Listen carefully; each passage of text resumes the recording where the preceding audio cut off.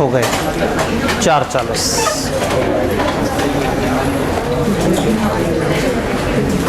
अस्सलामु अलैकुम। उम्मीद करता हूँ कि अब ऑनलाइन अवेलेबिलिटी की वजह से जो है वो ज़रा आप लोगों को और इजी सा फील होना शुरू हो गया है और आहिस्ता आहिस्ता हमारी जो तादाद है वो कंफर्टेबल जोन में आ चुकी है। और जो सबसे अच्छी बात है वो ये है कि हमने शुरू के जो 2 फालतू चैप्टर थे तक कम से कम उनसे जान छुड़ा ली है। अब मज़ा आएगा, अब मुनासिब पढ़ेंगे और अच्छा पढ़ेंगे। और तो जिस दिन मुनासिब पढ़ने का कह रहे हैं उस दिन हमने 2 चैप्टर पढ़ने हैं, लेकिन खैर किसी एक दिन पे 2 चैप्टर आने थे। अब चूँकि आप ताज़ा वो बड़े चैप्टर पढ़ने के आदी थे तो इस वक्त आप लोग यकीनन इस फेज़ में हैं कि हम इसको पढ़ सकते हैं। और जो सबसे मज़े की बात है वो ये है कि 8 दिन रह गए, पता ही नहीं लगा। भाईजान एक दिन मैंने ये कह देना है कि 1 दिन रह गया, तो ये टाइम ऐसी तेज़ी से गुजर जाता है। लेकिन तब मज़ा आएगा जब मैं कहूँ 1 ही दिन रह गया और आप कहें कि जितना मैंने डेली करना था वो तो मैंने कर लिया, तो मेरा टॉपिक भी सिर्फ 1 ही दिन का रह गया। फिर ही मज़े की बात है। साथ साथ चलते रहें, ठीक है। भाई ने बिरयानी की अनाउंसमेंट की है तो वो उस दिन आप फिर हिसाब लगा लीजिएगा। तो जो भी यहाँ पे कहीं से आवाज़ आई थी तो वो एक स्टूडेंट सारों के लिए बिरयानी करना चाह रहे हैं, तो उन्होंने वो ठीक है। देखिए हम अच्छे एक्शन करने वालों को नहीं रोकेंगे। हमारी तरफ से हमने एक अच्छी एफर्ट कर ली है, अब वो स्टूडेंट की तरफ से जो है एक अच्छा ऐलान आया गया है। तो अल्लाह इन स्टूडेंट को आने की तौफीक दे और अपने ऐलान पे कायम रहने की तौफीक दे। ठीक हो गया तो, और इनको इस्तात दे, वो भी ज़रूरी चीज़ है। तो बस हर दिन का काम साथ साथ डेली करते रहें तो फिर फ़ायदा है, वरना नहीं फ़ायदा। ठीक, ये हाँ, एक पंखा चलने से थोड़ी सी रेगुलेशन बेहतर हो सकती है। कल इधर बहुत जद्दोजहद हुई है, लेकिन इसके ऊपर जो है ना वो बिल्कुल छत के साथ जो चीज़ें ऐसे जुड़ी हुई थी तो उससे पूरी छत में अर्थ आ जाना था। कल यहाँ पे इस इधर वाले पंखे के लिए मैं काफ़ी ज़्यादा देर तक इनसे कल परसों वो हुआ कि भाई यहाँ पंखे का वो हो जाए, लेकिन वो पता लगा कि इसमें असल में ना ये इसके ऊपर छत भी बस 2 नंबर तरीके से डली हुई है। ये पीछे का सहन होता था जिसको हमने जो है वो कमरा सा बना दिया। 2 अलग अलग कमरे होते तो उनकी छतों का आपस में कोई कनेक्शन नहीं होता था। तो हम लोग ना बहुत ज़्यादा तोड़ फोड़ कर चुके हैं बिल्डिंग के साथ। लेकिन जब इसमें रेगुलर क्लास होती है तो ठीक है, इस वक्त ज़रा थोड़ा सा एक्स्ट्रा ऑर्डिनरी तरीके से ज़रा ज़्यादा इकट्ठे हो जाते हैं तो फिर मसलों मसाइल चलते हैं। और एन इसी वक्त वो हफ्स वाले दिन भी आ गए, पूरा सेशन नहीं उस तरह से हुआ। और इसी वक्त जो है वो पता नहीं परसों में देख रहा था तो टेम्परेचर आ रहा था, फ़ोन पे लिखा हुआ था 36 डिग्री और लिखा था फीज़ लाइक 49। मैं कहा इतना फीज़ लाइक 1-2 डिग्री का फासला होता था, ये भाई साहब पता नहीं कहाँ चल पड़े हैं। तो हमवार सड़कें कभी भी अच्छे ड्राइवर्स को नहीं वो ट्रेन करते, मुश्किल रास्तों से ही, पुरखतर रास्तों से ही, मुश्किल शाहराहें ही हमेशा जो है वो करती हैं। तो अगर सब कुछ स्मूथ चल रहा है तो फिर तो मज़ा नहीं ना आया। मज़ा तब आता है जब आप मुश्किलों से लड़के एक अजीम आदमी बनने की कोशिश करते हैं। और आप लोगों ने तो अभी बहुत ज़्यादा अजीम आदमी बनना है, और अभी तो सीए की मुश्किलें थोड़ी सी देखी हैं, तो थोड़ी सी उन मुश्किलों की हमें आदत होनी शुरू हो गई है। अल्लाह खैर करे। चैप्टर 2 हमारा ख़त्म हो गया है, अब आगे चलते हैं। चैप्टर 5 किताब का एक बहुत छोटा सा चैप्टर है, और चैप्टर 2 पढ़ने के बाद चैप्टर 5 की हमें काफ़ी हद तक अंडरस्टैंडिंग हो गई भी होती है। तो एक दफ़ा इसको स्टार्ट करते हैं, अगर 3 वो कर दें, जज़ाकल्लाह। शेयर कैपिटल, ये चैप्टर बिला वजह बनाया हुआ है इन्होंने। इस चैप्टर में से आधी चीज़ें तो रिपीट होने वाली हैं, और जो नई बातें थी ये सिर्फ चैप्टर 2 के अंदर एक ही सफ़ा ऐड कर देते तो इस चैप्टर की ज़रूरत ना रहती। ऑलरेडी इतना कचरा तो इकट्ठा किया हुआ है चैप्टर 2 में। तो this chapter 5 is about share capital. ये इन लोगों को बताना चाह रहा है कि शेयर कैपिटल कैसे कहते हैं। अगर तो ये पीआरसी के बच्चों को बताना होता तो फिर समझ भी आती। कैफ के आप जैसे माशाल्लाह से समझदार लोगों को ये समझाना कि शेयर कैपिटल क्या होता है, मेरे ख्याल में ये सूरज को चिराग दिखाने वाली बात है। ज़्यादा हो गया। यानी अगर मैं आपसे ये पूछूं कि ऑथराइज कैपिटल और पेड अप कैपिटल में क्या फ़र्क होता है तो नहीं बता पाएंगे। बता पाएंगे, आप कहेंगे ऑथराइज सर मैक्सिमम कैपिटल होता है, पेड अप जो आज मौजूद। अगर मैं पूछूं इसमें से लायबिलिटी कौन सा वाला होता है, जो पेड अप कैपिटल वो लायबिलिटी होती है, ऑथराइज कैपिटल तो मैक्सिमम कैपिटल है जो अकाउंट्स में दिखाते हैं। लेकिन कंपनी की जो लायबिलिटी है वो कौन से शेयर कैपिटल तक की होती है? Paid up share capital. अच्छा, अगर मैं आपसे पूछूं फेस वैल्यू किसे कहते हैं शेयर की? आप कहेंगे जो उसकी पार वैल्यू होती है, जो फेस पे लिखी होती है, स्टेटेड वैल्यू, नॉर्मली कितने रुपए होती है? याद रखना है, नॉर्मली 10, हमेशा 10 नहीं, नॉर्मली 10। अकाउंटिंग में आपको टीचर समटाइम सवाल करने के लिए कह देते हैं बच्चों याद रखना ही 10 रुपये ही होता है, बट लॉ इसको 10 से कम ज़्यादा भी मानता है, तो नॉर्मली 10 रुपये होती है। फेस वैल्यू को पार वैल्यू भी कह देते हैं, स्टेटेड वैल्यू भी कह देते हैं, नॉमिनल वैल्यू भी कह देते हैं। तो ये बात तो बताने की तो ज़रूरत नहीं है।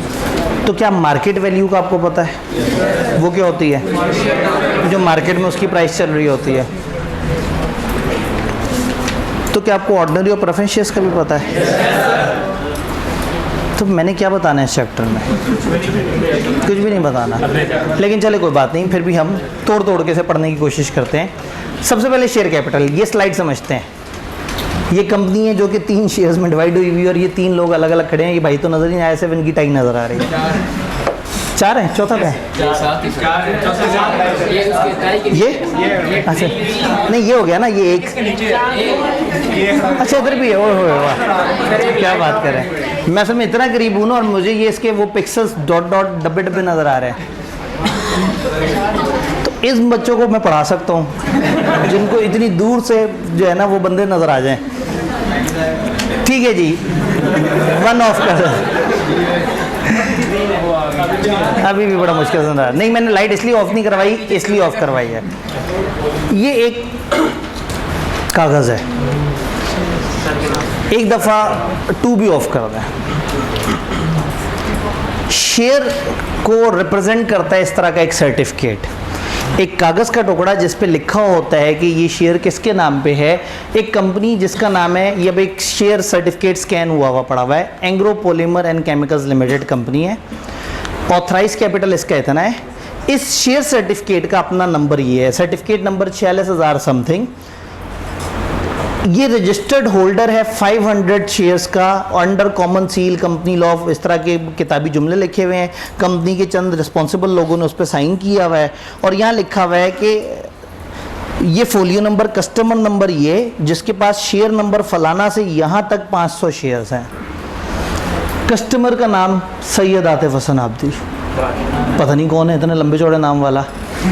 तो सैयद आतिफ हसन आब्दी, अब ये स्टूडेंटशिप के ज़माने में जिस वक्त ये होता था भाई, कॉर्पोरेट लॉ जब पढ़ा रहे होते थे, तो मैं सोचा मैं एक शेयर होल्डर बन के देखता हूँ कि वो सारे नोटिस, वो सारी चीज़ें किस तरह से पहुँचती हैं, क्या होता है। तो उन दिनों ये इसका IPO आया था, 500 शेयर्स थे, 18 रुपये का शेयर उन्होंने ऑफ़र किया था।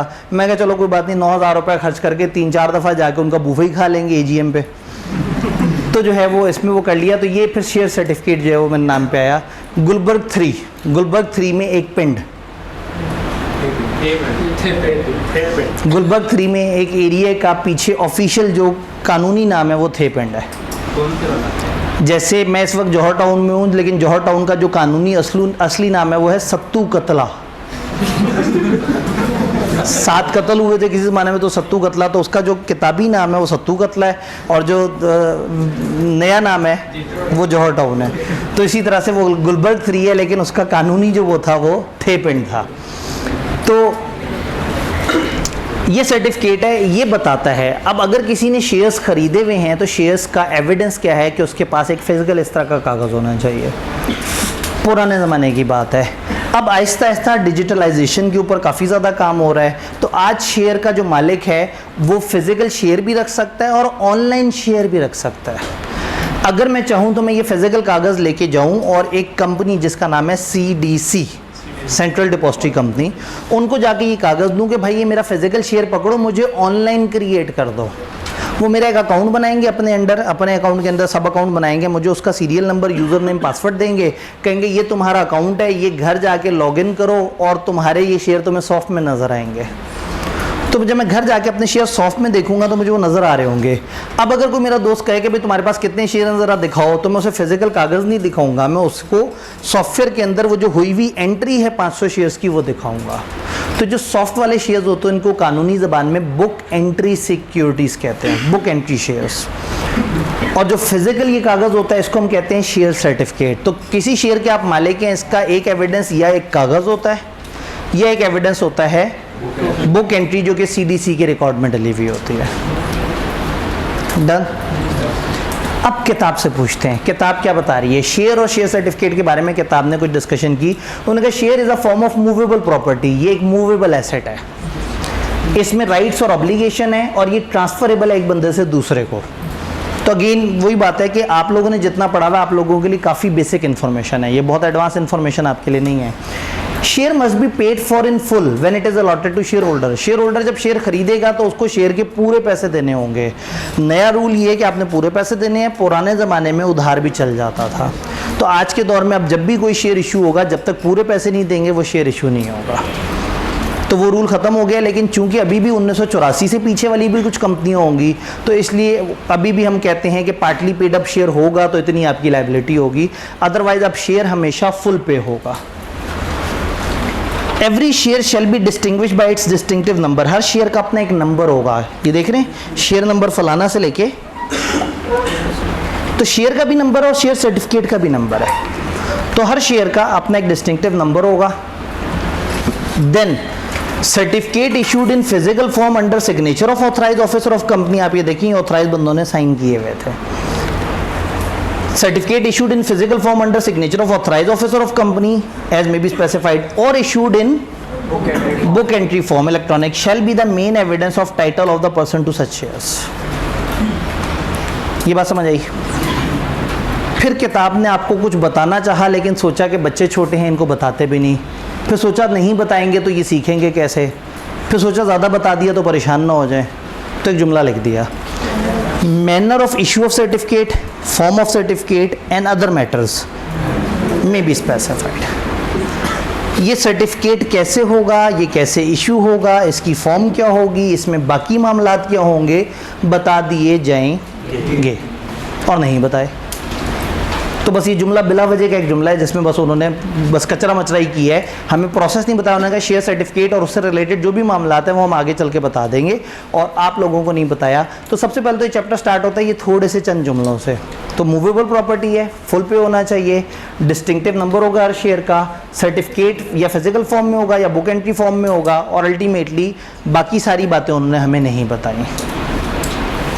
फिर ये थोड़ा सा इंट्रोडक्टरी बातों की तरफ आ रहे हैं कि शेयर कैपिटल दो तरह का होता है, ऑथराइज कैपिटल और authorise maximum amount of share जो कि कंपनी इशू कर सकती है और वो आपने अपने मेमोरेंडम में लिखना होता है कि हमारा ऑथराइज कैपिटल कितना है, याद है? तो फिर पेड अप कितना है, जो face value of the share जो कि आपके एक्चुअल इस वक्त इशू हुए हुए हैं, तो इशूड कैपिटल में बी लेस देन, तो इसको इशूड कैपिटल भी कहते हैं, इसे सब्सक्राइब कैपिटल भी कहते हैं, इसे पेड अप कैपिटल भी कहते हैं। तो कल को आप लिस्टेड कंपनियों के फाइनेंशियल्स देखेंगे तो आपको दो एरियाज नजर आएंगे, ऑथराइज कैपिटल और issued, subscribed and paid up capital.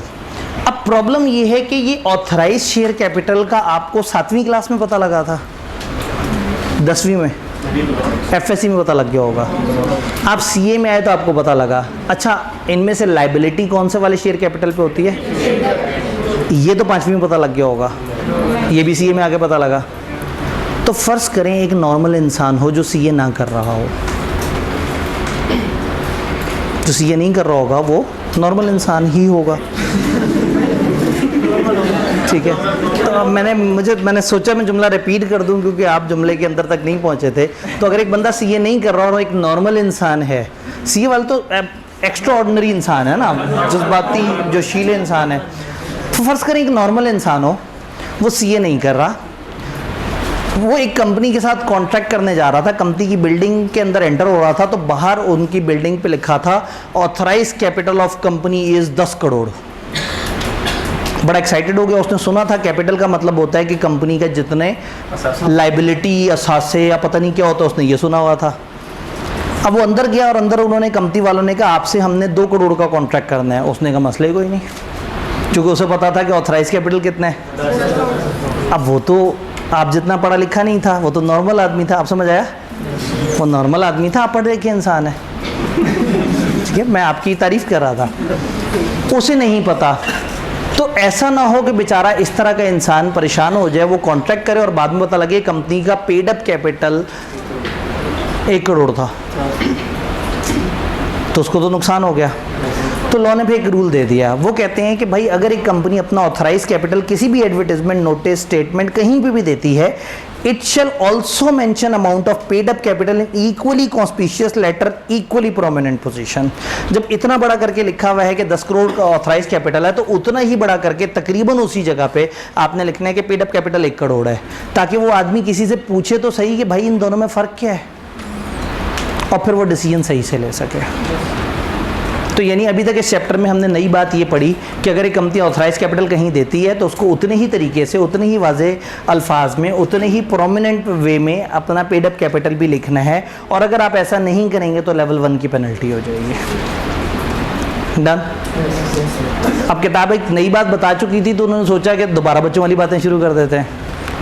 तो उन्होंने कहा fully paid shares, company having share capital shall issue only fully paid. Previously partly paid shares allowed थे, लेकिन अब कंपनियां क्या करती हैं, नॉमिनल वैल्यू, फेस वैल्यू कहते हैं, पार वैल्यू भी कहते हैं, और मार्केट वैल्यू वो वैल्यू जिस पे शेयर स्टॉक एक्सचेंज पे ट्रेड होते हैं, और नॉर्मली ये नॉमिनल वैल्यू से हायर होती है। यहाँ तक बात क्लियर है। अब एक स्टेप आगे चलते हैं, kinds and classes of shares. Law ये कहता है कि एक कंपनी के अपने पास कितनी भी किस्म के शेयर कैपिटल हो सकते हैं, और हर किस्म के अंदर जितनी मर्जी क्लासिफिकेशन करना चाहें कर सकते हैं। यानी एक कंपनी के कई काइंड के शेयर कैपिटल हो सकते हैं, और हर काइंड के अंदर अलग अलग क्लासेस हो सकती हैं। जैसे ये ऑर्डिनरी शेयर, प्रेफरेंस शेयर्स, ये काइंड्स होती हैं। फिर प्रेफरेंस शेयर्स के अंदर आपने नाम सुने होंगे, रिडीमेबल, कन्वर्टेबल, फलाना, ये उनकी क्लासेस हैं। तो a company may have different kind of share capital and various classes under each kind। और जब कंपनी के पास एक से ज़्यादा तरह का शेयर कैपिटल हो, तो फिर उनके ऑथराइज कैपिटल में भी उनकी गुंजाइश होनी चाहिए। यानी कंपनी एक से ज़्यादा कैटेगरी तब रखेगी जब ऑथराइज में भी लिखा हो। तो अगर ऑथराइज कैपिटल 10 करोड़ है, तो आपको बताना होगा authorise capital for ordinary shares 4 crore है, फॉर प्रेफरेंस शेयर्स 6 करोड़ है। तो इसी तरह से फिर आप पेड अप कैपिटल के बीच से बना सकते हैं। तो एक कंपनी अपने शेयर्स को कई काइंड्स में डिवाइड कर सकती है, और हर काइंड के अंदर डिफरेंट क्लासेस आ सकती हैं। तो जो मशहूर ज़माना किस में है, ordinary shares, preference shares. Light से एक दफ़ा ऑन कर दीजिएगा, जज़ाकल्लाह। सवाल, ऑर्डिनरी और प्रेफरेंस में क्या फ़र्क है? मेरे सामने तो अकाउंटेंट्स की भरमार है इस वक्त। वोटिंग पावर, एक भाई ने कहा सर वोटिंग पावर होती है, ऑर्डिनरी में वोटिंग पावर होती है, प्रेफरेंस में नहीं होती। और कोई ख़ास फ़र्क? डिविडेंड, ये डिविडेंड का क्या फ़र्क होता है भला? प्रेफरेंस वालों को पहले मिलता है, ऑर्डिनरी वालों को बाद में मिलता है। छा गए। मिलता कितना है? फिक्स। प्रेफरेंस वालों को फिक्स मिलता है, ऑर्डिनरी वालों को वेरिएबल। अच्छा, ऑर्डिनरी वालों को जब प्रेफरेंस वालों को फिक्स दे चुके होंगे, तो अगर कुछ बचेगा तो मिलेगा, जबकि प्रेफरेंस वालों की राइट ही पहले है। वाइंडिंग अप होगी तो पहले प्रेफरेंस वालों को मिल जाएगा। तो मेरा तो बार बार दिल कर रहा है कि बंदा प्रेफरेंस शेयर खरीद लिया करे। नहीं सर, क्या बात कर दी। प्रेफरेंस शेयर खरीदेगा डरपोक इन्वेस्टर, जो कहेगा मेरा पैसा भी महफूज रहे, मुझे एक डेफिनेट फिक्स डिविडेंड मिले। अब हो सकता है कंपनी तूफानी प्रॉफिट पे चले जाए, तो ऑर्डिनरी वालों को पता नहीं कितना बड़ा डिविडेंड दे दे, लेकिन कंपनी पे बुरे हालात आ जाएं तो उनका डिविडेंड भी शायद शॉर्ट हो जाए। तो ये बंदा कहता है मुझे फिक्स डिविडेंड भी मिलता रहेगा। फिर अगर कंपनी बंद होगी तो मैं पहले जाके अपनी असल रकम ले लूँगा। अब कंपनी अगर बंद हुई 50 लाख टोटल एसेट्स के साथ, और 40 लाख के प्रेफरेंस शेयर्स थे, तो वो तो ले गए अपना हिस्सा। 10 लाख ऑर्डिनरी में डिवाइड हो गया। लेकिन फ़र्ज़ करें कंपनी बंद हुई 13 करोड़ रुपये, तो भी 40 लाख वाले तो अपना 40 ही लाख लेके गए, जो बाकी बचा वो ऑर्डिनरी में डिवाइड हुआ। फिर प्रेफरेंस शेयर वाला कंपनी की पॉलिसी मेकिंग में नहीं आ सकता, डिसीजन में नहीं आ सकता, डायरेक्टरशिप के इलेक्शन वगैरह उस तरह से नहीं लड़ सकता, 100 तरह के मसलो मसाइल।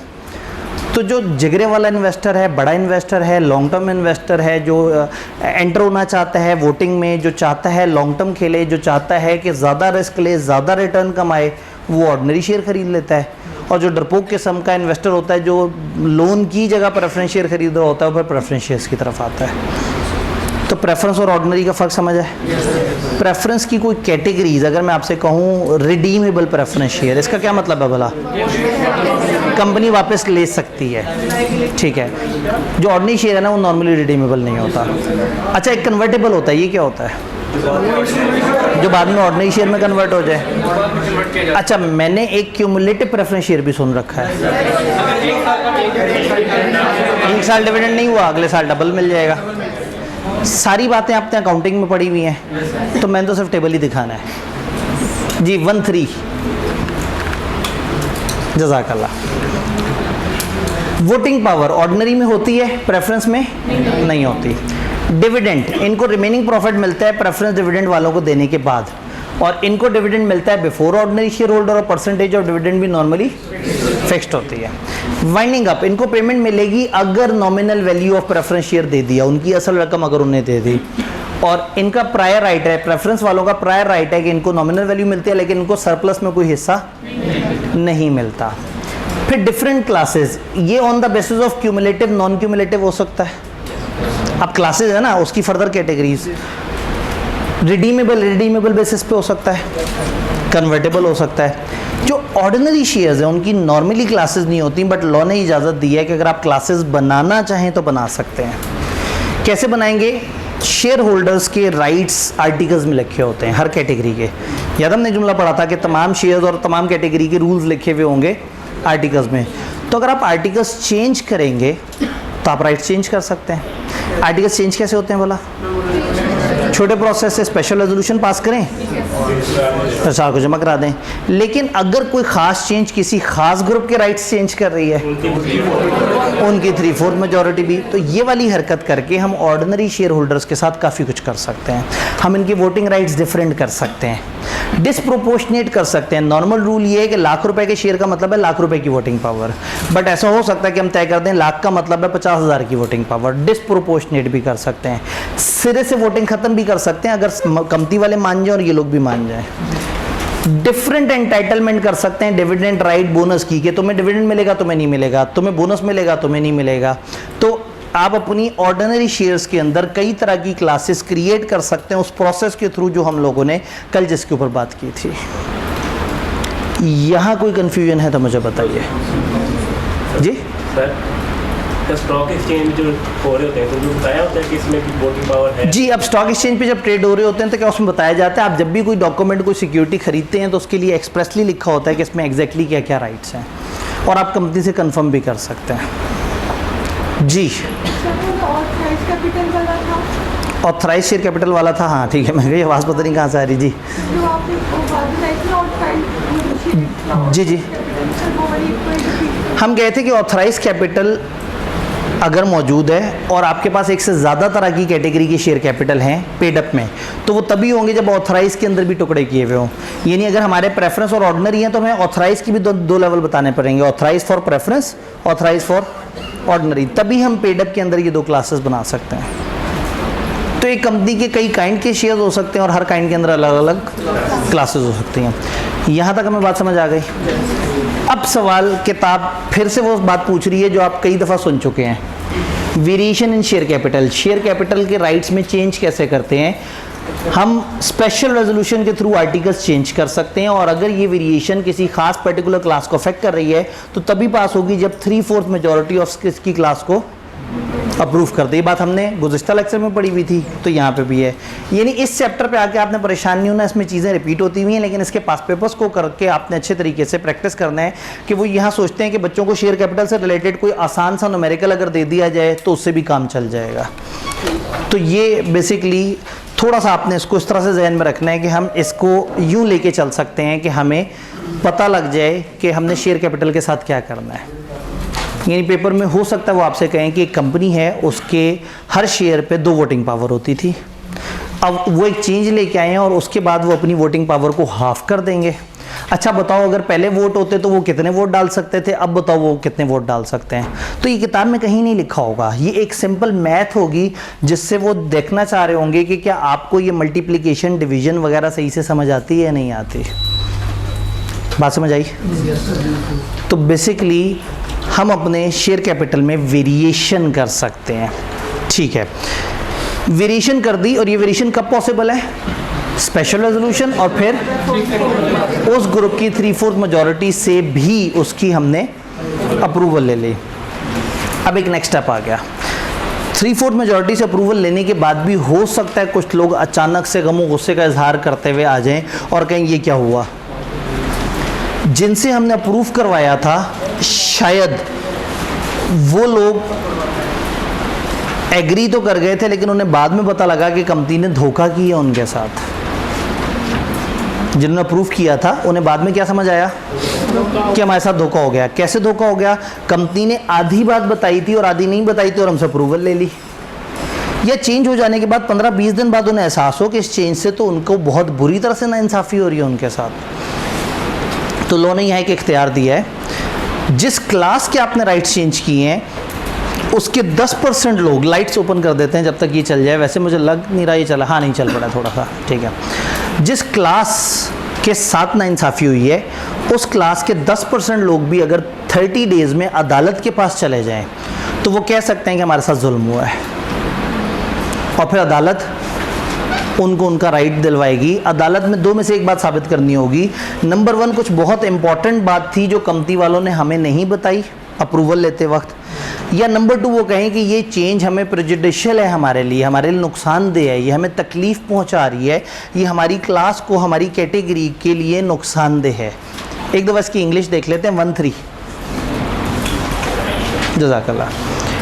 Right to challenge any members इस क्लास के जिनके पास 10% इस क्लास के शेयर्स हैं, वो इसके अगेंस्ट कोर्ट में जा सकते हैं। 30 डेज़ के अंदर जा सकते हैं। कोर्ट डिक्लेयर कर देगा रेजोल्यूशन को नल एंड वॉइड अगर उसे लग जाए कि इन दो में से कोई एक मसला हुआ है।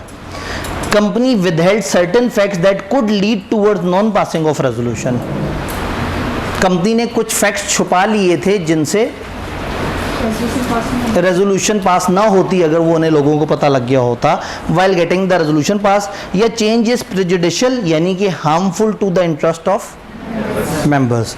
तो कोर्ट हो सकता है इसको रिवर्स कर दे। अगर कोर्ट इसको रिवर्स कर दे और कंपनी को ये ऑर्डर मिल जाए तो कंपनी पे वाजिब है कि ऑर्डर की कॉपी रजिस्ट्रार को दे दें, क्योंकि जब आपने आर्टिकल्स चेंज किए होंगे तो उस वक्त भी आपने कॉपी रजिस्ट्रार को जमा कराई होगी। अब आप उसे बता दें कि भाईजान वो जो हमारा पिछला फैसला वो अदालत ने नल एंड वॉइड डिक्लेयर कर दिया। तो 10% लोग उस ग्रुप के 30 डेज़ में अदालत को जाके शिकायत करें तो वो इस फैसले को इन दो में से किसी एक रीज़न की बेस पर रिवर्स करवा सकते हैं। उस वक्त उन्होंने कर लिया, बाद में उन्हें एहसास हुआ कि कंपनी ने पूरी बात नहीं बताई थी, या बाद में उन्हें एहसास हुआ कि उस वक्त हमें नहीं समझ आया था कि कितना नुकसान होगा, लेकिन इसमें तो हमें अच्छा खासा नुकसान हो रहा है, तो वो उसको रिवर्स भी कर सकते हैं। डन। अब इस चैप्टर में जो टॉपिक रह गया वो है ऑथराइज कैपिटल कैसे चेंज होता है। और मैं अगर अपने यूजर्स को बताऊं कि ऑथराइज कैपिटल की चेंज का तो आपको पहले से ही पता है, याद है वो छोटे वाला प्रोसेस। तो यहाँ वो चीज़ इतनी इंपॉर्टेंट नहीं है, कुछ वर्ड्स इंपॉर्टेंट है। उसके लिए हमें एक ब्लैक स्क्रीन की तरफ जाना पड़ेगा जिस पर कुछ नज़र नहीं आएगा, तो अब हमें 2 भी माइनस करना पड़ेगा। नज़र अभी भी ज़्यादा नहीं आ रहा, लेकिन कुछ ना कुछ गुजारा चल गया। फ़र्ज़ करें एक कंपनी का ऑथराइज कैपिटल 10 मिलियन। कैसे है 10 मिलियन? 10-10 रुपए के 1 मिलियन शेयर्स हैं। ऑथराइज कैपिटल क्लॉज चेंज का क्या मतलब है? याद है ऑथराइज कैपिटल क्लॉज में 3 बातें बतानी है, total capital, number of shares और वैल्यू। यही एक जुमला लिखा हुआ था ना ऑथराइज कैपिटल में, हमारा ऑथराइज कैपिटल इतने million divided into the shares और रुपीज़ इतने ईच। तो इस क्लॉज में चेंज का मतलब है कि इन जुमले में लिखी हुई 3 में से किसी एक चीज़ को चेंज कर रहे हैं। तो बस ये जहन में रखना है कि वो चेंज या टोटल में हो सकती है या फेस वैल्यू में हो सकती है। ये total amount of share capital है और ये फेस वैल्यू है। इन दोनों में चेंज हो सकती है, प्लस भी हो सकता है, माइनस भी हो सकते हैं, और जब भी इनमें से किसी में चेंज होगी रिजल्टिंग बैलेंसिंग इम्पैक्ट इस पे आएगा। मेरे के लिए थोड़ा सा समझना है।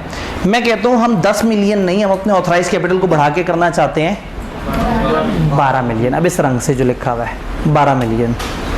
तो अगर ये 12 मिलियन है और फेस वैल्यू 10 रुपए की है तो फिर हमारे नंबर ऑफ शेयर्स कितने होने चाहिए? 1.2 मिलियन। तो अगर आप इसको इंक्रीज करेंगे यहाँ तो आपको नंबर ऑफ शेयर्स को चेंज करना पड़ेगा, इसको कांस्टेंट रखते हुए। ये बात समझ आई? अगर आप इसे कैंसिल करेंगे, कैंसिल का मतलब है आप इसमें से ख़त्म कर रहे हैं। कितना ख़त्म कर सकते हैं ऑथराइज कैपिटल को? जहाँ तक पेड अप है, पेड अप से ज़्यादा तो नहीं ख़त्म कर सकते। तो हम इसे कैंसिल करते करते 6, अगर ये 6 मिलियन और ये 10 रुपये ही है तो वो 1 मिलियन नहीं रहेगा, वो कितना हो जाएगा? ये बात समझ आई? तो इसका ऑथराइज कैपिटल को इंक्रीज कर सकते हैं या कैंसिल कर सकते हैं। अच्छा, और क्या कर सकते हैं आप दोबारा समझते हैं कि ये येलो वाला ही स्टैंडर्ड है। हमारा कैपिटल 10 मिलियन है, पर शेयर वैल्यू और नंबर ऑफ शेयर्स। अब यहाँ आते हैं, फेस वैल्यू को कंसोलिडेट किया जा सकता है, बढ़ाया जा सकता है। हमने दो 10 रुपए के शेयर जोड़े और 20 रुपए का बना दिया। अब अगर इसको कांस्टेंट रखें, जब इसे बढ़ाया था तो इसे कांस्टेंट रखा था, अगर ये 20 है और ये कांस्टेंट 10 मिलियन पे, तो रिजल्ट किसके ऊपर इंपैक्ट आएगा? शेयर्स कितने हो जाएंगे? 5 लाख। मैथमेटिकली समझ आ रही है बात? और अगर आप सब डिवाइड कर दें, 10-10 रुपए के शेयर को 5-5 रुपए का बना दें, ये उतना ही है, तो किसके ऊपर इंपैक्ट आएगा? तो पहला रूल, चेंज आप या टोटल में कर सकते हैं या फेस वैल्यू में कर सकते हैं। दूसरा रूल, इन दो में से जिसमें चेंज करेंगे दूसरे को कांस्टेंट रखेंगे। तीसरा रूल, हमेशा इंपैक्ट इस पे आएगा, नंबर ऑफ शेयर्स ऊपर नीचे करने पड़ेंगे हमें वो अपना इक्वेशन टैली करने के लिए। तो किताब ने सिंपल डिस्क्रिप्शन में लिख दिया, लेकिन पेपर में अगर वो न्यूमेरिकली पूछें तो आप न्यूमेरिकली समझते हो कि क्या बात हो रही है। ये बात समझ आई? तो फिर किताब से पूछ लेते हैं। किताब ने कहा कंपनी लिमिटेड बाय शेयर, अगर आर्टिकल्स में गुंजाइश है तो शेयर कैपिटल क्लॉज चेंज कर सकते हैं बाय पासिंग स्पेशल रेजोल्यूशन, वही छोटा प्रोसेस। क्या 4 काम कर सकते हैं? इंक्रीज कर सकते हैं share capital by such amount at think fit, cancel कर सकते हैं उतना ऑथराइज कैपिटल जितना अभी तक इशू नहीं हुआ, कंसोलिडेट कर सकते हैं shares into larger amount than fix by memorandum, और सब डिवाइड कर सकते हैं shares into smaller amount than fix by, वो जो 10 रुपये फिक्स किया था उससे स्मॉलर अमाउंट को सब डिवाइड करेंगे, बड़ी अमाउंट को कंसोलिडेट करेंगे, टोटल को बढ़ना इंक्रीज करेंगे, टोटल का कम होना। तो इंक्रीज, कैंसल, कंसोलिडेट, सब डिवाइड, ये 4 काम किए जा सकते हैं ऑथराइज शेयर कैपिटल के साथ। इन चारों में से जो करना होगा, स्पेशल रेजोल्यूशन पास करें और ये स्पेशल रेजोल्यूशन और इसकी कॉपी वगैरह जमा करा दें। अल्टर्ड डॉक्यूमेंट की कॉपी किसे जमा करा दें? रजिस्ट्रार को, और रजिस्ट्रार फिर उसको कंफर्म कर देगा। ये जो आपका कंसोलिडेशन, ये सब डिवीजन की वजह से नए शेयर इशू किए हैं, इनमें और पुराने शेयर्स में कोई फ़र्क नहीं होगा। आप ये नहीं कहेंगे कि ये तो बड़े मज़े वाले शेयर होते थे, ये हल्के शेयर्स हैं। जब आपने नए शेयर्स प्लस माइनस किए हैं किसी भी वजह से, तो नए शेयर्स और पुराने शेयर्स में जो राइट्स हैं वो प्रोपोर्शनल हैं, वो बराबर है। यहाँ पे किसी का कोई सवाल, कोई कन्फ्यूजन? क्या हमें, ये बहुत ही छोटा सा चैप्टर ख़त्म भी हो गया, और मैंने धक्के से वो चीज़ें जो आपने पढ़ी हुई हैं दोबारा से बताई, हमें ज़रूरत नहीं थी उनकी, लेकिन फिर भी ऑन सेफर साइड हमने उसको पढ़ने की कोशिश कर ली। तो चैप्टर शुरू में शेयर्स के जनरल रूल बताता है, बस आपने मुस्कुराते हुए पढ़ लेना है। फिर वो ऑथराइज, पेड अप कैपिटल, सिर्फ उधर एक लाइन याद रखने वाली है कि अगर ऑथराइज कैपिटल कहीं दिख रहा हो तो पेड अप कैपिटल भी वहाँ दिखाना है। फिर ऑर्डिनरी और प्रेफरेंस शेयर का टेबल भी शायद आपको याद करने की ज़रूरत नहीं है, क्योंकि आपको अकाउंटिंग के हिसाब से उसका पता है। ज़्यादा से ज़्यादा वो जो क्लासेस दी हुई हैं एंड पे, बस उसको ज़रा ध्यान से देख लें। इस चैप्टर में आई कैप को जो सबसे ज़्यादा पसंद है सेक्शन, वो ये वाला है। मुझे ऐसा लगता है कि इसके पीछे वाला सफ़ा फोल्ड हुआ है उनकी किताब में। वो जब भी शुरू किए, पहले 1, 2 और 5 चैप्टर में ऐसे करके यूँ देख रहे होते हैं तो पता नहीं ये सफ़ा क्यों सामने आ जाता है। ये वाला सेक्शन किताब के one of the most repeated section I cap की नज़र में। अक्सर हर 3 में से 2 अटैम्प्ट्स में इसमें से सवाल पूछा हुआ होता था उन्होंने। बहुत ही को पसंद है उन्हें। अब आपकी किस्मत, हो सकता है आपकी दफ़ा ना पसंद आए, लेकिन ये टॉपिक उन्हें पसंद बहुत शदीद है। जी, कोई कन्फ्यूजन, कोई सवाल? ऑर्डिनरी शेयर्स में जो डिफरेंट क्लासेस हमने बताई हैं, असल में डिफरेंट क्लासेस में क्रिएट करनी पड़ती हैं, होती नहीं है। ये तो डिफाइंड क्लासेस हैं प्रेफरेंस की।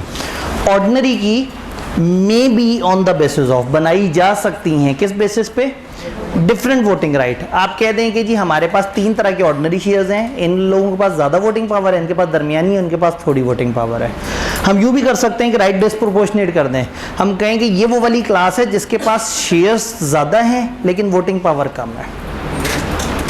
फॉर एग्जाम्पल, एक कंपनी, जस्ट एक हाइपोथेटिकल सिचुएशन, एक कंपनी को पैसे चाहिए 5 करोड़ आगे बढ़ने के लिए, और अपने बंदों के जो शेयर कैपिटल है वो है 4 करोड़ का।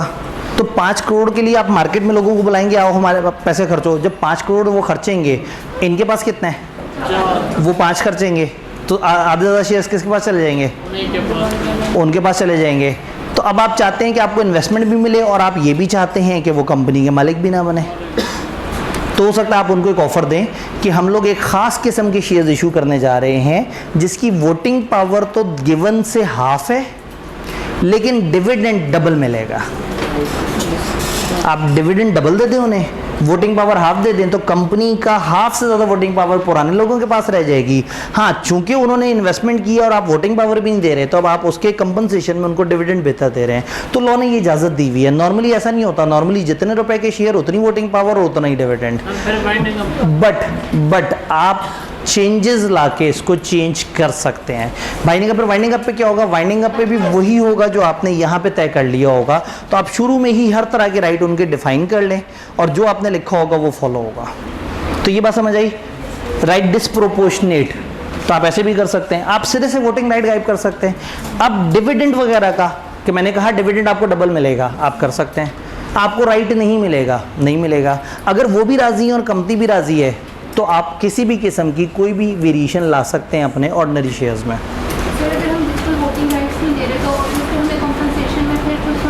जाहिर है अगर हम वोटिंग पावर सिरे से नहीं दे रहे तो शायद आपको डिविडेंड भी डबल देना पड़ेगा और बोनस शेयर्स भी देने पड़ेंगे। भाई अगला भी इन्वेस्टर है ना, वो भी कुछ सोच के ही आ रहा होगा। तो लॉ ने इजाज़त दी है कि हम इस तरह की थोड़ी बहुत प्लस माइनस करके कुछ भी कर सकते हैं। तो हो सकता है आप एक कंपनी को देखें तो उसमें alpha shares, beta shares, gamma shares हो, तो कोई भी कंपनी कितने भी शेयर कैपिटल बना सकती है और कितने भी शेयर कैपिटल के अंदर कितनी भी क्लासेस ला सकते हैं। डन? तो ये था चैप्टर 5 का इख्तिताम। 1 2 3 कर दें हम ज़रा। जी सवाल तो ख़त्म हो गए थे हमारे। चलें आखिरी सवाल का आखिरी पॉइंट। जी उधर भी एक सवाल है, फिर 2 सवाल ले लेते हैं, फिर बाकी नहीं। जी काइंड वाली लाइन से नीचे जो लाइन लिखी हुई है, जी बिल्कुल, अभी थोड़ी देर पहले भी एक खातून ने पूछा था। ऑथराइज कैपिटल में भी उतनी गुंजाइश होनी चाहिए जितना पेडअप में निकालना चाह रहे हैं। अगर आप कह रहे हैं ना मेरा पेडअप कैपिटल 3 तरह का होगा, तो फिर आपको ऑथराइज कैपिटल को भी 3 टुकड़े करके उसको भी 3 बनाना पड़ेगा। डन? लगता है कोई अल्लाह का बंदा है, इसका फ्लो इधर भी चला गया। अचानक से मेरी तरफ हवा आई, मैंने कहा है इधर कैसे हवा आ गई? ये जो है ना मदद आ जाती है कहीं ना कहीं से। जी वहाँ एक सवाल था जिसमें क्या था? ठीक है, कंसोलिडेट और सब डिवाइड में राइट कैसे अफेक्ट नहीं होंगे? गुंजाइश ज़्यादा होती तो मैं प्रॉपर न्यूमेरिकल से आपको बताता, लेकिन थोड़ा सा मैं अभी भी बता सकता हूँ। चले मैं अब ज़्यादा गहराई में गया तो टाइम ज़रा ज़्यादा लग जाएगा।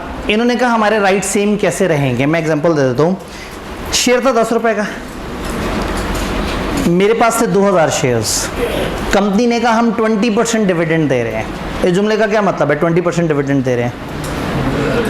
10 रुपये वाले बंदे को 2 रुपये डिविडेंड मिलेगा। मेरे पास 10 रुपये का शेयर्स कितने हैं? 2000। 2000 को 2 रुपये से मल्टीप्लाई करेंगे, कितना डिविडेंड मिला? 4000। अब इसे साइड पर रख देते हैं। कंपनी ने कंसोलिडेशन कर दी, मेरे 10-10 रुपये के 2 शेयर जोड़ के एक बना दिया। अब मेरे पास 20 रुपये का शेयर है और नंबर ऑफ शेयर्स कितने हैं? 1000। मुझे 20 रुपये पे कितना डिविडेंड मिलेगा? 20% के रूल्स के 4 रुपये। शेयर्स कितने हैं? 4000 से मल्टीप्लाई हुआ 4000। मुझे पहले कितना डिविडेंड मिला था? अभी भी तो जो पहले मुझे 2000 पे मिला था अब 1000 पे मिला है। तो नए और पुरानों के राइट्स आपस में सेम होंगे। सारे ही केसेस में ऐसे ही होगा, यानी कि वो उन्होंने बस समझाने के लिए वो कर दिया। तो टाइम ज़्यादा होता तो मैं एक एक पॉइंट न्यूमेरिकली बताता, इसलिए मैंने जल्दी जल्दी बता दिया। बात समझ आ गई? बात समझ आ गई। लेकिन अगला चैप्टर को भी हमने स्टार्ट करना, आज हमारा 2 चैप्टर का टारगेट है। Chapter 9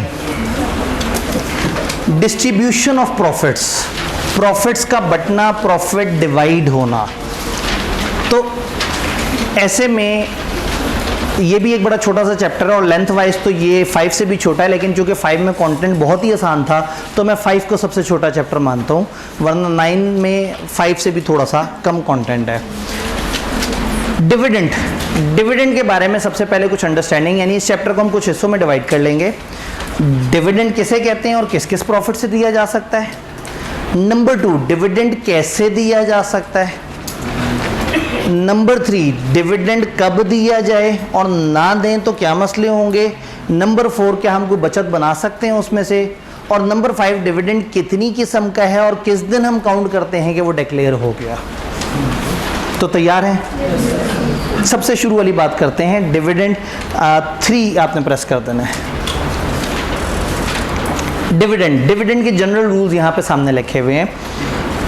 company has an implied power to use its profit to pay dividend to its share holders. एक कंपनी अपने शेयर होल्डर्स को डिविडेंड दे रही थी, एससीसीपी ने आके कहा तुम्हें किसने इख्तियार दिया कि तुम लोगों को डिविडेंड दो? कहाँ लिखा है तुम्हारे मेमोरेंडम में, कहाँ लिखा है तुम्हारे आर्टिकल्स में तुम डिविडेंड दे सकते हो? उन्होंने कहा पजन कंपनी बनाई इसलिए थी कि डिविडेंड दें, ऐ साडा हक है, ऐथे रख है। तो इम्प्लाइड पावर है, बिल्ट इन पावर है, कोई रोकेगा नहीं। आप खुद को रोक दें तो वो और बात है। लॉ ने हर कंपनी को बुनियादी और पैदाइशी हक दिया है कि जो कंपनी जिंदा है वो डिविडेंड दे सकती है, क्योंकि कंपनी एक ही लिए तो बनी है। कंपनी है ही बिजनेस और बिजनेस होता ही कमर्शियल है, नॉट फॉर प्रॉफिट तो एक एक्सेप्शन है। तो हर कंपनी का हमेशा इम्प्लाइड पावर है कि वो अपने प्रॉफिट्स को डिविडेंड देने के लिए इस्तेमाल कर सकते हैं, अनलेस कि उन्होंने खुद ही अपने मेमोरेंडम आर्टिकल में रोका हो। यानी लॉ ने कहा मैं नहीं रोक रहा, तुम लोग खुद पाँव पे कुल्हाड़ी मारो तो अलग बात है, मेरी तरफ से इजाज़त है। तुम्हारे मेमोरेंडम आर्टिकल में लिखा है या नहीं लिखा, अगर तुम एक कंपनी हो तो तुम्हारे पास हमेशा पैदाइशी हक है कि तुम लोग डिविडेंड दे सकते हो। ये बात समझ आ गई? अब डिविडेंड कहाँ कहाँ से नहीं दिया जा सकता? दो खास तरह के प्रॉफिट हैं जिधर से उन्होंने मना कर दिया कि आप डिविडेंड नहीं देंगे। डिविडेंड अनरियलाइज्ड गेन से नहीं देंगे, और ये अनरियलाइज्ड गेन नॉर्मली किसी प्रॉपर्टी को, इन्वेस्टमेंट प्रॉपर्टी को रीमय्यर करने से आ रहा होता है। रिवैल्यूएशन सरप्लस हो सकता है, इन्वेस्टमेंट प्रॉपर्टी के अंदर को गेन हो सकते हैं। तो नॉर्मली क्या होता है कि ये वो गेन होता है जो दिख रहा होता है लेकिन मिल नहीं रहा होता। मैं अक्सर एग्जांपल देता हूँ कि अगर मिचल्स के पास एक बाग है और उसकी वैल्यू 1 करोड़ है और उसमें आम आ गए तो बाग की वैल्यू हो गई 2.5 करोड़। तो ये 1.5 करोड़ क्या है? गेन है, प्रॉफिट है, फ़ायदा है, बट अभी तक आपने आम बेचे नहीं है, ये अनरियलाइज्ड गेन है। इसी तरह से आपका एक रिवैल्यूएशन सरप्लस हो जाता है, प्रॉपर्टी की वर्थ बढ़ जाती है। आपने अक्सर सुना होगा एक बंदा कहता है मैंने जी 2 करोड़ की वो जगह ली थी, अल्हम्दुलिल्लाह 3.5 करोड़ की हो गई है, 1.5 करोड़ का मुनाफा हो गया है। वो कागज़ों में हो गया होता है, उसे लग भी रहा होता है, लेकिन उसके हाथ में नहीं आया होता वो मुनाफा। तो यहाँ रूल क्या है कि आपने ऐसे अनरियलाइज गेन से जो अभी आपके हाथ में नहीं आया, which relates to some unsold property asset, remeasurement वगैरह से जो डायरेक्टली इनकम में जा रहा होता है, तो आप इनकम में उस प्रॉफिट को दिखाते तो हैं, लेकिन इस तरह के अनरियलाइज गेन से आपने डिविडेंड नहीं देना। क्लियर? देन अकाउंटेंट से हमारे 2 फड्डे हैं इस चैप्टर के अंदर। 2 ऐसी चीज़ें हैं जिसमें, और दोनों सामने ही लिखी हुई हैं। इस डब्बे में भी हमारा अकाउंटेंट से लड़ाई है, उस डब्बे में भी अकाउंटेंट से लड़ाई है। आपने अकाउंटिंग की किताबों में पता नहीं क्या किया है।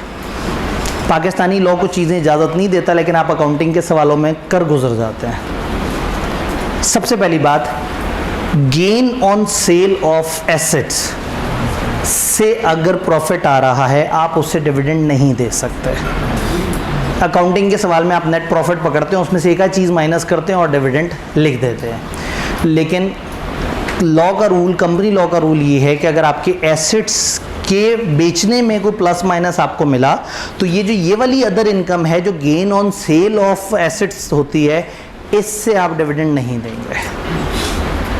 लॉ ने मना कर दिया। तो कंपनी का काम यही होता है। अभी आगे चलेंगे तो पता लगेगा। लॉ ने क्या कर दिया?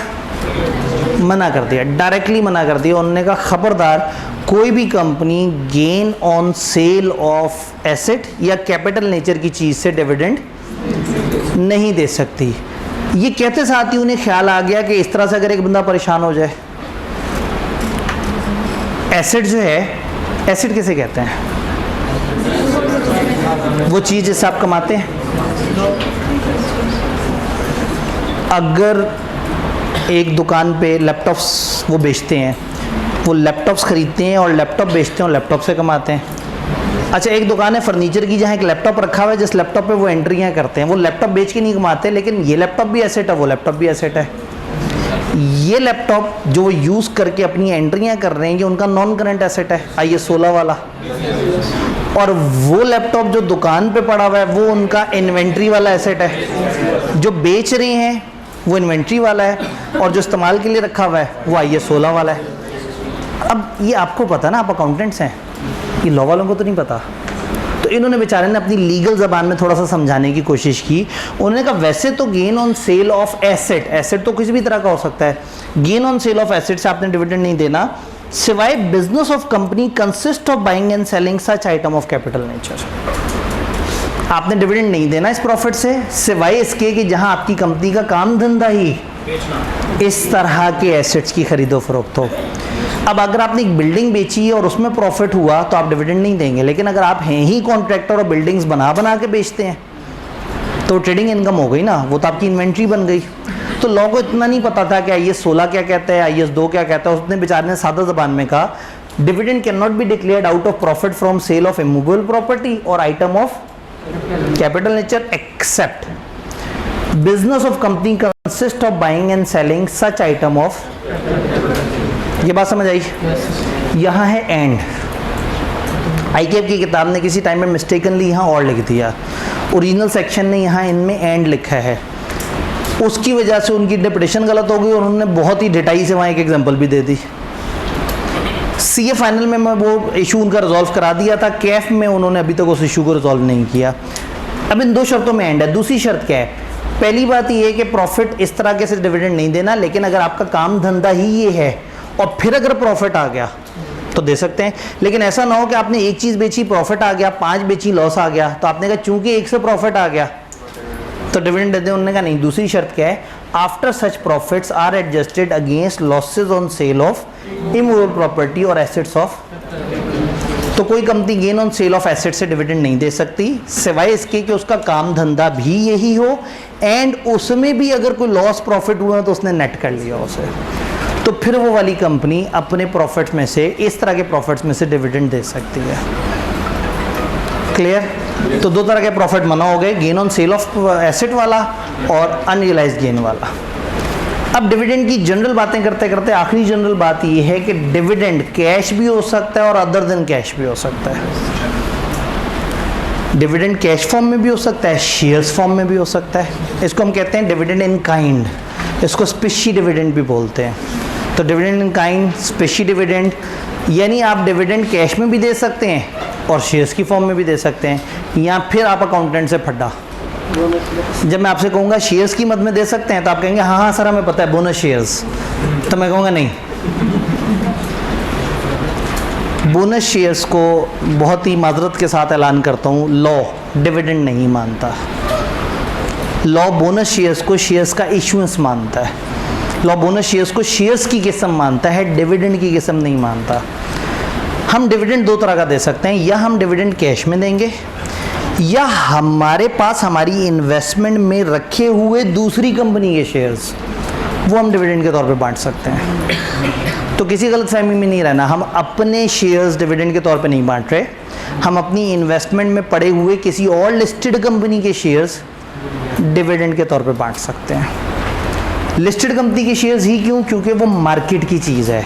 अगर हमने डिविडेंड देना है 20 लाख और हमारे पास 11 लाख कैश और 9 लाख के हमारे पास शेयर्स पड़े हुए हैं लिस्टेड कंपनी के, तो हम लिस्टेड कंपनी के शेयर उस दिन की मार्केट वैल्यू के हिसाब से लोगों को डिविडेंड के तौर पे बांट देंगे। लोगों को नहीं अच्छा लगा, जाएं स्टॉक एक्सचेंज देके उसी दिन के रेट से पैसे ले लें, और अगर अच्छा लगा तो ठीक है, उनके पास शेयर पड़ा रहेगा, उस पर भी डिविडेंड आता रहेगा। तो इसका मतलब ये है कि हम डिविडेंड या कैश में देंगे या in the form of shares of listed company held by distributing company, किसी लिस्टेड कंपनी के शेयर्स जो हमारे पास रखे हुए हैं, किसके पास? Distributing company. तो ये जहन में रहे, ये बहुत अच्छी तरह से जहन में रखना है, हम अपने शेयर्स डिविडेंड के तौर पे नहीं दे रहे, हम किसी और लिस्टेड कंपनी के अपने पास रखे हुए शेयर्स डिविडेंड के तौर पे दे रहे हैं। जी सर, वो कंपनी ने बोनस इशू किया है तो स्टॉक मार्केट में ट्रेड तो फिर भी हो रहे होंगे जो बोनस इशू हुए हैं। जी, जो कंपनी ने बोनस इशू किया है वो भी स्टॉक मार्केट में ट्रेड हो जाएगा। तो कंपनी राइट इशू करेगी वो भी ट्रेड हो जाएगा, प्रॉस्पेक्टस इशू करेगी वो भी ट्रेड हो जाएगा। तो कंपनी जब भी जो भी शेयर इशू करती है वो स्टॉक मार्केट में ट्रेड होता है। परेशानी कहाँ है? तो फिर उससे मतलब वो वैल्यू तो मिलती है ना, मनी तो मिलती है। किसको, कब?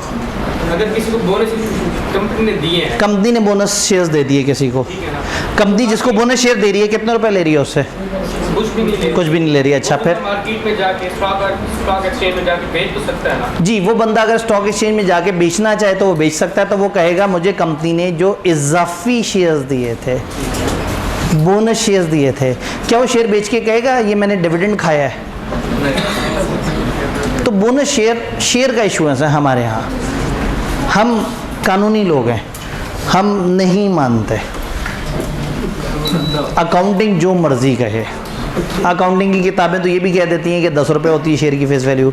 मैं कंसोलिडेशन और सब डिवीज़न का पूरा रूल समझा चुका हूँ आपको। तो अकाउंटेंट्स में और हम में थोड़ा सा इख्तलाफ है। तो आज का दूसरा इख्तलाफ और बड़ा अहम इख्तलाफ ये है कि डिविडेंड कैश में दिया जाएगा या हमारी कंपनी के पास इन्वेस्टमेंट में रखे हुए किसी और लिस्टेड कंपनी के शेयर्स हम डिविडेंड के तौर पे दे सकते हैं। डन हो गया।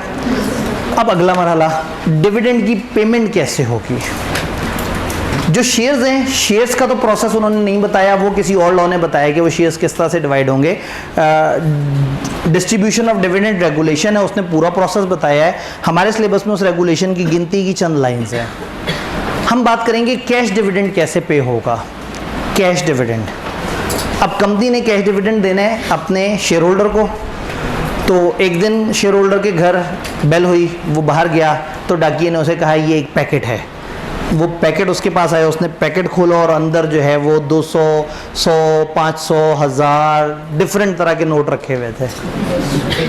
क्या डिविडेंड ऐसे पहुंचता होगा पूरे पाकिस्तान में, कागज़ों के अंदर, लिफाफों के अंदर? तो कैश डिविडेंड कैश की फॉर्म में नहीं भेजना। 3 ऑप्शंस हैं।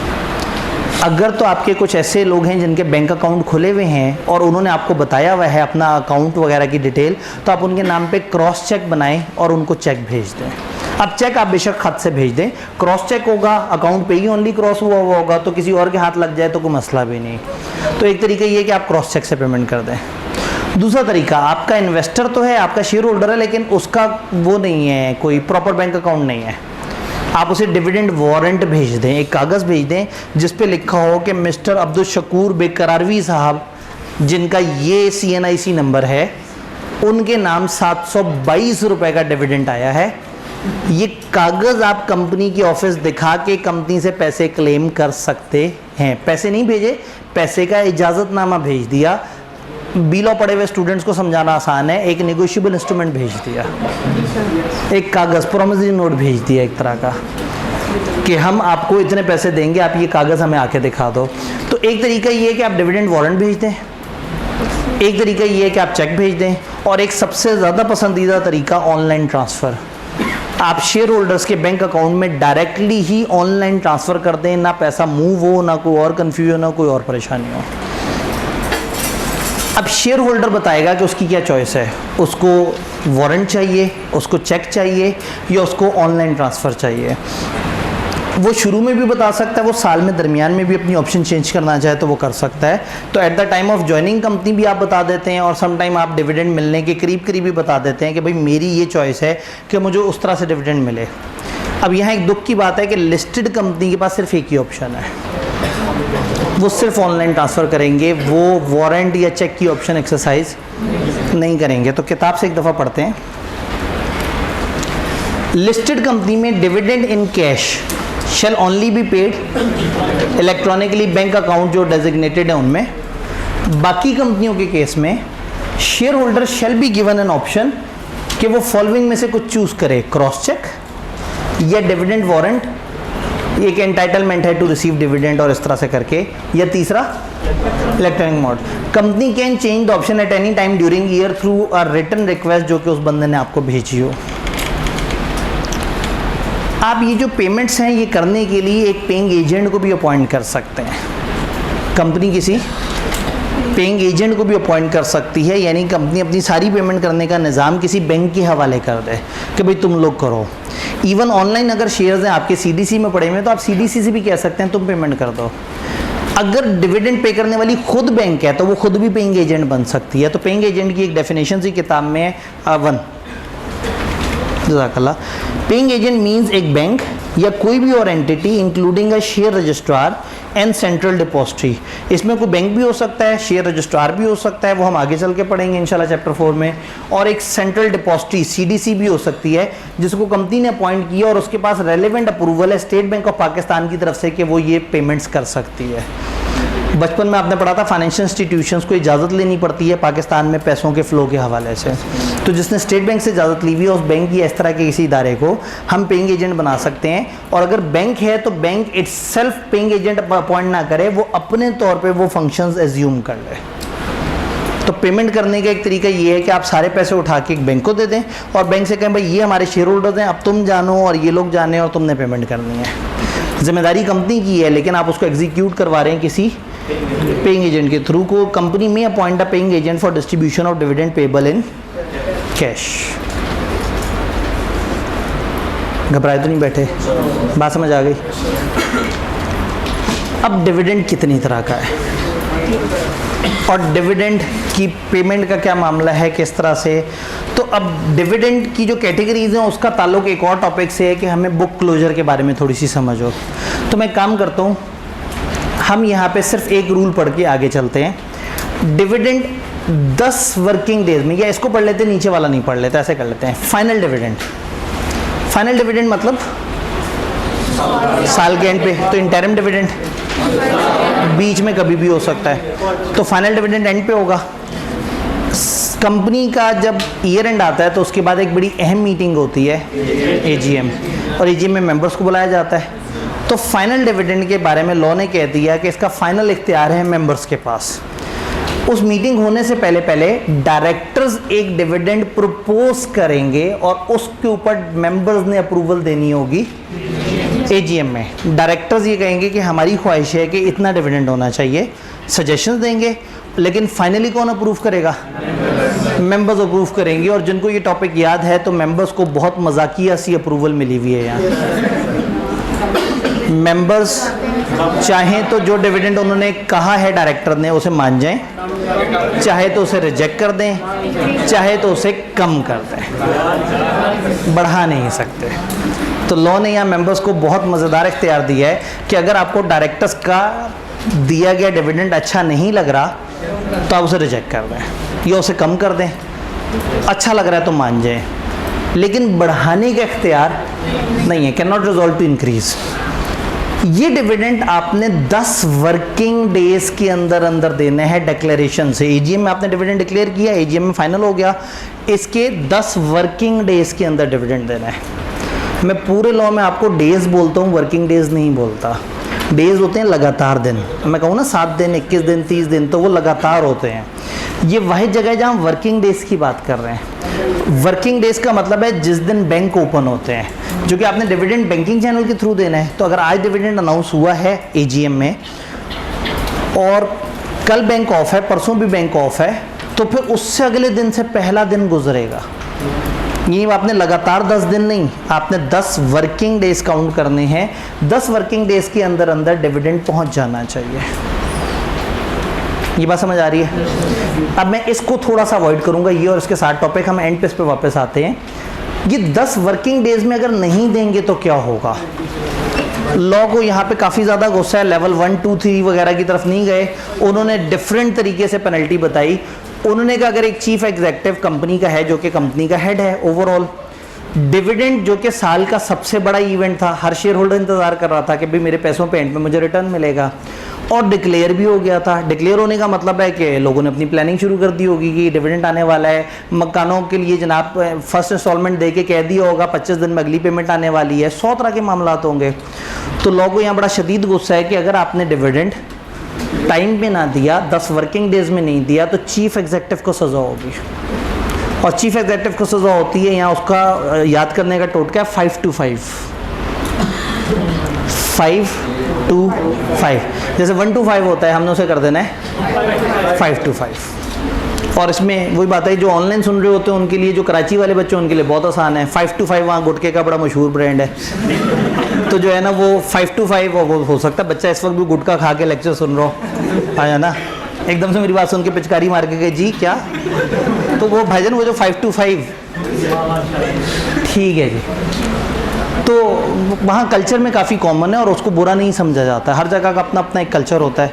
जैसे नस्वार, ठीक है, जैसे यहाँ का अलग कल्चर है। यहाँ कैसा क्या कल्चर है जो दूसरों को बुरा लग सकता है?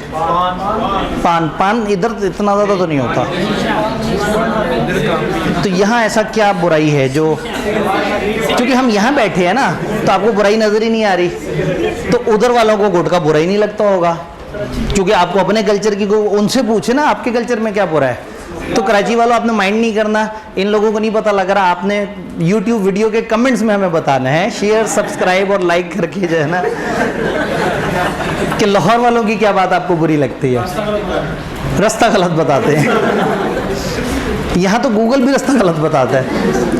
अच्छा जी, डिले करेंगे तो क्या नुकसान है? 5 to 5 चीफ एग्जीक्यूटिव को 5 मिलियन तक का फाइन, 50 लाख रुपए तक का फाइन, 2 साल तक की कैद, 5 साल का बैन, 5 साल तक आप किसी कंपनी के डायरेक्टर या चीफ एग्जीक्यूटिव नहीं बन सकते।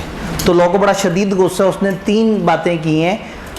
ये एनीवन और बोथ लिखा है, ये पुरानी स्लाइड है, इसे उड़ा दें, आपके पास ये कंबाइंड लिखा होगा। ये तीनों चीज़ें हैं, 5 मिलियन भी, 2 साल तक की कैद भी एंड 5 साल का बैन भी, ठीक।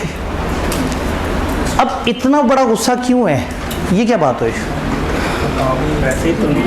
पैसे सबसे बड़ा इवेंट पैसों का था, और लोगों को जब डिक्लेयर हो गया, जब तक डिक्लेयर नहीं हुआ था तब तक डाउट था, जब अनाउंस हो गया कि इतना डिविडेंड है, AGM में तय हो गया, अब मेंबर्स का हक है कि उन्हें मिल जाए। अब कंपनी अगर इतनी सोचता है कि वो 10 वर्किंग डेज में भी डिविडेंड नहीं दे सकी, तो उन्होंने कंपनी के सबसे बड़े बंदे को पकड़ लिया कि उसके बाद वो बड़ा बंदा 3-4 दिन के अंदर सारी पेमेंट्स क्लियर करवा के ईजी होके बैठा हो कि हाँ भाई मैंने सारी चीज़ें चेक कर ली हैं। अब अगर चीफ एग्जीक्यूटिव टाइम पे नहीं पे कर सका डिविडेंड या नहीं पहुंचवा सका, तो क्या उसकी बचत हो सकती है? लॉ ने कोई 3-4 चोर दरवाजे उसे बताए हैं। तकरीबन हमारे पास 5 से 6 ऑप्शंस हैं जहां पे आप आके बता सकते हैं कि जी ये मैं डिविडेंड टाइम से क्यों नहीं पे कर सका। नंबर 1, अगर due to operation of law आपने SCCP के पास जाना है, चीफ एग्जीक्यूटिव SCCP के पास जाएगा रोते हुए, 45 डेज के अंदर अंदर डिक्लेरेशन के। पे कितने में करना था? 10 वर्किंग डेज, जो कि शायद असल में 13-14 दिन बन जाए। नहीं पे हुआ तो भी तौबा का रास्ता खुला हुआ है 45वें दिन तक। अगर आप डिक्लेरेशन के दिन से लगातार 45वें दिन तक किसी भी टाइम पे जाके SCCP को इन बहानों में से कोई एक बहाना जस्टिफाई कर दें, तो फिर आपको जुर्माना नहीं पड़ेगा। क्या बहाने हैं? डिविडेंड इसलिए नहीं दे सके कि ऑपरेशन ऑफ लॉ था, आपका नुमाइंदा डिविडेंड देने जा रहा था लेकिन फैज़ाबाद में धरना चल रहा था और गवर्नमेंट ने दफ़ा 144 लगाई हुई थी और 5 दिन तक किसी को वहाँ पे दाखिल होने से मना किया हुआ था। अब ये कानूनी रीज़न है, गवर्नमेंट ने मना कर दिया, खबरदार इस शहर में बताओ। ये फ़र्ज़ करें आपने जिनको डिविडेंड देना था, गवर्नमेंट ने कहा हम अभी इस वक्त तहकीक कर रहे हैं, इन बंदों को आपने डिविडेंड नहीं देना। तो जब लॉ ने कह दिया, तो ये जो ऑपरेशन ऑफ लॉ है, ये लॉ का ऑपरेशन का मतलब वो नहीं है कि वो लॉ की टांग का ऑपरेशन हो रहा है, गुर्दे का ऑपरेशन हो रहा है। ऑपरेशन ऑफ लॉ का मतलब है लॉ का निफाज। डिविडेंड क्यों नहीं दिया? लॉ नाफिज था। तो अगर किसी लॉ की वजह से आपने डिविडेंड नहीं दिया तो लॉ से थोड़ी लड़ सकता था चीफ एग्जीक्यूटिव। तो ऐसी भी कहेगा जा बच्चा तूने हमारा ख्याल किया है, हम तेरा ख्याल कर लेते हैं। शेयर होल्डर ने इंस्ट्रक्शन दी थी डिविडेंड की कि मुझे यूँ पे कर दो, हम उस इंस्ट्रक्शन को फॉलो नहीं कर सके। रूल ये था कि उसको चेक भेज दो, वारंट भेज दो या उसको ऑनलाइन ट्रांसफ़र कर दो। शेयर होल्डर ने कहा भाई मेरा इस वक्त बैंक में मसला चल रहा है, फलाना फलाना। उसने एक बड़ी पेचीदा सी इंस्ट्रक्शन दे दी कि मेरा डिविडेंड ऐसे करके मेरे कज़न को वहाँ पे गज्जू मत्ता के पास, वो तीसरी गली के चौथे घर में रहता है, उसको जाके आवाज़ देना, आ गया तो डिविडेंड दे देना वरना नहीं। अब अगर एक शेयर होल्डर ने इंस्ट्रक्शंस दी और वो इंस्ट्रक्शंस हमारे लिए फॉलो करना पॉसिबल नहीं था, तो अब हमारा कसूर कोई नहीं कि उसको डिविडेंड नहीं पहुंचा। हम उसको बैंकिंग चैनल से पहुंचाना चाहते थे, उसने हमें कोई डिफरेंट इंस्ट्रक्शन दी। तो अगर शेयर होल्डर इंस्ट्रक्शन दे दे और आप फॉलो ना करें तो आपकी बचत है, आप इस चीज़ का एक्सक्यूज़ ले सकते हैं। देन डिस्प्यूट है डिविडेंड को रिसीव करने के राइट में। जिनको डिविडेंड देने उनमें आपस में झगड़ा चल रहा है, दो भाइयों में डिस्प्यूट है कि बाप की प्रॉपर्टी किसको मिलेगी, बाप के शेयर्स किसको मिलेंगे। अब ऑलरेडी उनका झगड़ा चल रहा है कि शेयर्स किसके, ऊपर से आप डिविडेंड लेके पहुंच जाएं कि भाई जहां आप झगड़ रहे हो तो ज़रा डिविडेंड के बारे में भी सोच लो ये किसका है। तो लॉ ने मना कर दिया है। लॉ ने कहा अगर डिस्प्यूट है डिविडेंड की रिसीव करने में तो रुक जाओ, मत देना डिविडेंड, उनका मसला हल हो जाए फिर डिविडेंड दे देना। अगर कंपनी ने डिविडेंड की पेमेंट शेयर होल्डर की रिकवरेबल अमाउंट से निकाल ली, पिछला चैप्टर ही कह रहा था कि शेयर होल्डर का मेमोरेंडम आर्टिकल की कॉपी लेना चाहे तो कंपनी को फीस दे के ले सकता है। वो फीस टिपिकली 200 रुपये होती है। अब फ़र्ज़ करें शेयर होल्डर ने कंपनी से मेमोरेंडम की कॉपी मांगी, कंपनी ने उसे कॉपी दी और शेयर होल्डर ने कहा मैं ज़रा ATM से होके आया और ज़िंदगी में कभी वापस नहीं आया। अब कंपनी रिसीवेबल मांग करके बैठी हुई है 200 रुपये। जब डिविडेंड का टाइम आया तो 190 रुपये डिविडेंड बनता था उसकी तरफ, तो कंपनी ने उसे विदहोल्ड कर लिया। तो कंपनी जितना उनके पास रिकवरेबल अमाउंट आ रही है उस हद तक अगर उसको विदहोल्ड कर ले तो कंपनी का कोई कसूर नहीं। ये बात समझ आ गई। अब ये 4 बातें ऐसी हैं जो लेजिटिमेट हैं, लीगल हैं, सामने नज़र आ रही हैं। अब पहुंच गया चीफ एग्जेक्टिव SECP के पास, उसने कहा जी वो डिविडेंड नहीं दे सका टाइम पे, सुने आप बहुत डांटते हैं, बहुत ज़्यादा जुर्माना करते हैं। उन्होंने कहा जी वो तो होगा, लाइट अगर ऑन कर दें 3 कर दें ठीक। उन्होंने कहा जी वो तो होगा ही होगा। इसने कहा जी कोई बचने का सोल्यूशन है? उन्होंने कहा जी 45 दिनों के अंदर अंदर वो 4 रीज़न जो अभी सर ने बताई हैं उनमें से कोई एक रीज़न बता दो। उसने कहा जी सच्ची बात बताऊं उन 4 में से कोई रीज़न नहीं है। SECP के बंदे ने लेफ़्ट देखा, राइट देखा, उसका करीब आया, कोई भारी रीज़न है तुम्हारे पास? उसने कहा भारी रीज़न? अच्छा। उसने बैग में से एक भारी रीज़न निकाल के सामने रखी। उन्होंने कहा ये रीज़नेबल है। उन्होंने कहा ये जस्ट तो है, इक्विटेबल नहीं है। अगर एक और इस तरह की रीज़न और रख दो। उसने एक और रीज़न भी रख दी। ओरिजिनल लॉ के बड़े मज़े के अल्फाज होते थे जो अब उन्होंने चेंज कर दी। 1984 के लॉ में होता था any other reason just an equitable, कोई भी और ऐसी रीज़न जो हमें मुतमईन कर दे, जस्ट एन इक्विटेबल, हमारे लेवल की रीज़न होनी चाहिए। लेकिन अब उसको थोड़ा सेंसर कर दिया उस वर्डिंग को।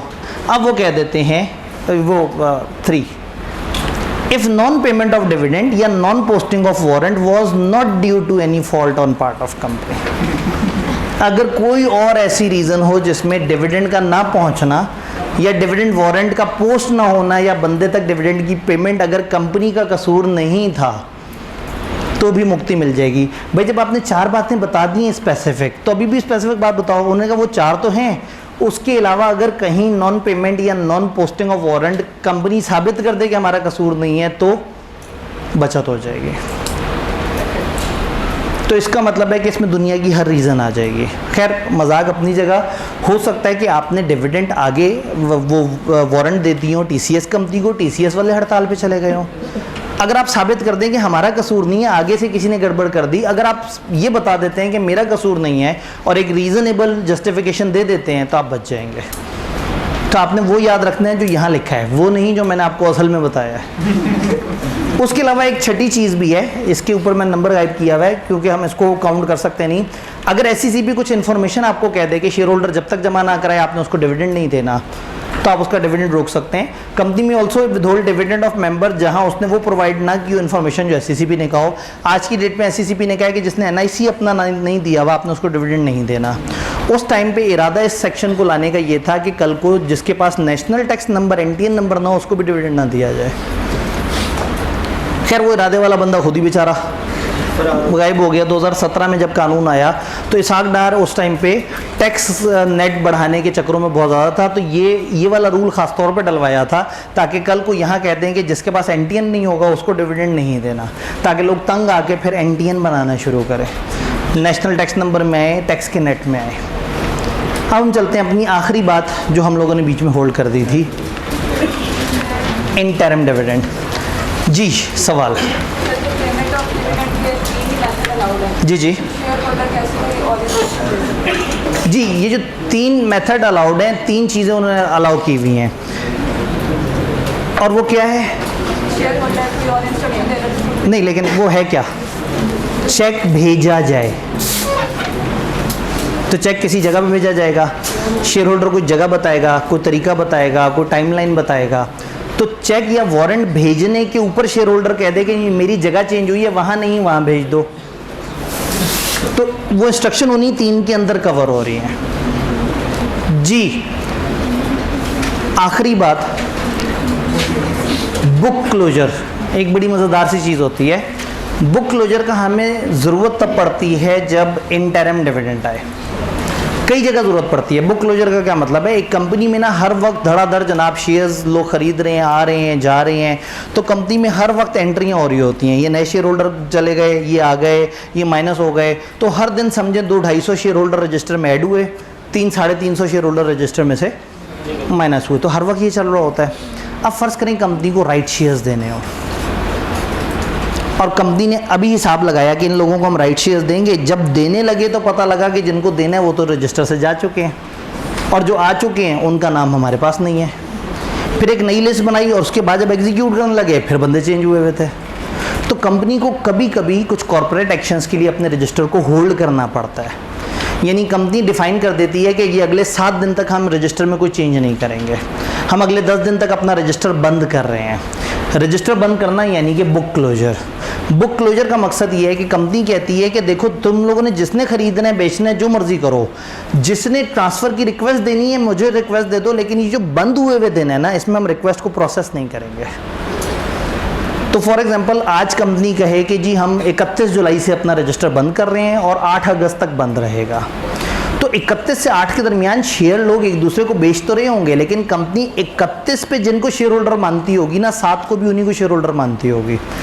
कंपनी ने कट ऑफ लगा दिया, कंपनी ने बंद कर दिया कि ये 31 पे हमने रजिस्टर बंद कर दिया और उसको महफूज करके साइड पे रख दिया। अब इन्हीं लोगों को राइट शेयर्स मिलेंगे, इन्हीं को डिविडेंड मिलेगा। तो कंपनी साल में कई दफ़ा बोनस शेयर देते हुए, राइट इशू करते हुए, डिविडेंड देते हुए, नोटिस देते हुए, कई दफ़ा उसको ज़रूरत पड़ती है कि वो अपने रजिस्टर को ब्रेक लगाए। इसको कहते हैं book closure. Closure of register of members या डिबेंचर होल्डर मींस एक time period during which a company will not handle request to transfer. ये क्यों करते हैं? This is done to identify cut off date. Cut लगा दें, बता दें कि हाँ ये डेट है 31 जुलाई, फॉर डिटरमाइनिंग विच मेंबर्स या debenture holder will receive a notice of meeting या डिविडेंड या कोई भी और चीज़।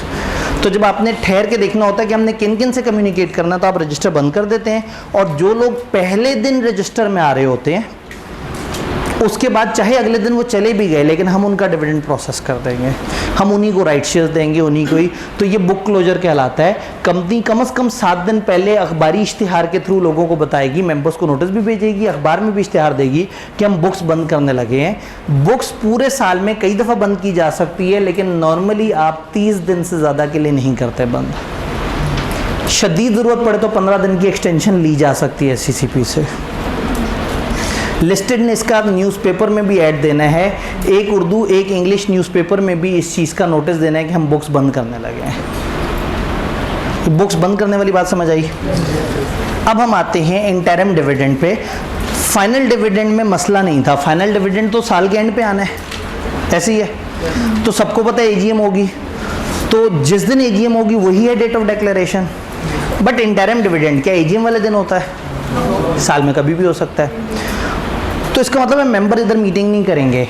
इंटरिम डिविडेंड डायरेक्टर में प्रपोज एंड पे interim dividend before end of year. Member का रोल ही नहीं है। ऊपर मेंबर का रोल था, यहाँ मेंबर का रोल नहीं है, ठीक है। यहाँ प्रूफ करते थे, तो जिस दिन वो प्रूफ करते थे कह देते थे लो जी आज डेट ऑफ डिक्लेरेशन, और डिक्लेरेशन से 10 दिन के अंदर।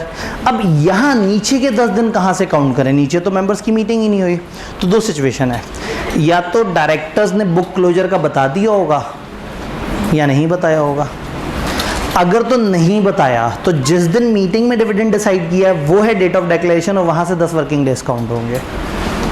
और अगर मीटिंग की और कहा 12 दिन बाद बुक्स बंद करने लगे हैं, तो जिस दिन बुक्स बंद होंगी वहाँ से 10 वर्किंग डेज की गिनती शुरू होगी। क्योंकि आज हमें नहीं पता कि इनको डिविडेंड देना है। जिस दिन बुक पहले दिन बंद हुई होगी ये बात समझ आ रही है? दोबारा सुन लें, इंटरिम डिविडेंड की अनाउंसमेंट दोनों तरह से हो सकती है, with book closure, without book closure. अगर interim dividend without book closure हो तो जिस दिन डायरेक्टर्स ने अपनी मीटिंग में फैसला किया इसको कहेंगे डेट ऑफ डिक्लेरेशन, और यहाँ से 10 वर्किंग डेज के अंदर अंदर डायरेक्टर्स की मीटिंग के 10 वर्किंग डेज के अंदर अंदर डिविडेंड दिया जाएगा if books were not closed. और अगर बुक्स क्लोज हुई हैं तो कमेंसमेंट ऑफ बुक क्लोजर, जिस दिन बुक क्लोज होना स्टार्ट हुई हैं वहाँ से ये 10 वर्किंग डेज की गिनती शुरू होगी। बात समझ आई? तो जिस दिन बुक क्लोजर होगा उस दिन हमें पता लगेगा ना ये लोग हैं जिनको डिविडेंड देना है, वहाँ से हम 10 वर्किंग डेज की गिनती करेंगे। तो जब लॉ ने ये कह दिया कि जब बुक्स बंद होंगी वहाँ से गिनती होगी, तो कंपनी ऐसा ना करे कि बुक्स ही बहुत बाद में बंद करे। तो लिस्टेड कंपनी को तंबी कर दी, उन्होंने कहा लिस्टेड कंपनी ये लाजमी इंश्योर करे कि जिस वक्त आपने डिविडेंड अप्रूव किया उसके 15 दिनों के अंदर अंदर आप बुक क्लोजर स्टार्ट ज़रूर कर दो। तो डायरेक्टर की मीटिंग हुई, अगर बुक क्लोजर नहीं है तो वहाँ से 10 वर्किंग डेज में डिविडेंड होगा। मीटिंग हुई और उन्होंने कहा इस दिन बुक क्लोज होंगी, तो जिस दिन बुक क्लोज हुई है वहाँ से 10 वर्किंग डेज। और फाइनल डिविडेंड के केस में हमेशा एजीएम से। तो अगर आपसे कोई पूछे डेट ऑफ डिक्लेरेशन क्या है, तो आपने कहना है 2 तरह के डिविडेंड में 3 तरह की डेट ऑफ डिक्लेरेशन होती है। फाइनल डिविडेंड के केस में डेट ऑफ मेंबर्स मीटिंग यानी एजीएम, इंटरिम डिविडेंड के केस में विदाउट बुक क्लोजर डायरेक्टर्स की मीटिंग का दिन, with book closure commencement of book closure. यहां से गिनती होगी 10 वर्किंग डेज की। आइडियली एग्जामिनर अगर मूड में हो तो यहाँ से बड़ा प्यारा न्यूमेरिकल सेट कर सकता है, मुख्तलिफ तरह की डेट्स दे दे, मुख्तलिफ तरह की सिचुएशन दे दे, और फिर आपसे कहे कि बताओ किस दिन तक डिविडेंड पहुँच जाना चाहिए। तो पहले आप समझें कि कौन सी तरह का डिविडेंड है, कहाँ से गिनती शुरू होगी, फिर आप ये समझें कि उसमें वर्किंग डे कौन सा है, नॉन वर्किंग डे कौन सा है। और एग्जामिनर अगर सियाना हुआ तो हो सकता है 25 दिसंबर के आसपास की तारीखें डाल दे और ये सोचे कि बच्चों को पता होना चाहिए कि 25 दिसंबर ऑफ होता है। तो एग्जामिनर अगर मूड में आए तो यहाँ काफ़ी ज़्यादा जुल्म करने की सलाहियत रखता है। जी पब्लिकली ऑफ होता है 25 दिसंबर।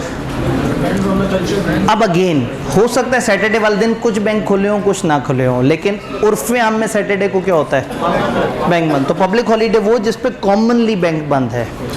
तो हम लोगों ने बेसिकली 2 चैप्टर कवर किए, दोनों छोटे छोटे से थे। चैप्टर 9 काफ़ी इंपॉर्टेंट है और चैप्टर 5 भी हल्का नहीं है। 1 और 2 जितना ही तकरीबन इंपॉर्टेंट अकेला छोटा सा चैप्टर 5 है, जिसका एक सेक्शन आई को काफ़ी पसंद है। अच्छा ठीक है, जुम्मे वाले दिन हमारी इस क्लास का तो टाइम हमें चेंज करने की ज़रूरत नहीं है। मैं याद करा दूं हमारा टाइम 40 पे स्टार्ट होता है। अब मैं पिछली वाली क्लास को भी अच्छे टाइम पे कवर करना शुरू हो गया हूं, तो कल 35 का तजर्बा करके देख लें। 40 सही है, 40 पे आप लोग इजी हैं, चलें ठीक है। अगर 40 पे इजी हैं तो अच्छा, फिर वही वाला काम, पहले खवातीन को निकलने देते हैं, फिर बाद में तो इधर वाले हजरात ने थोड़ा तहम्मुल करना है। खवातीन आप पहले जल्दी से निकल लें।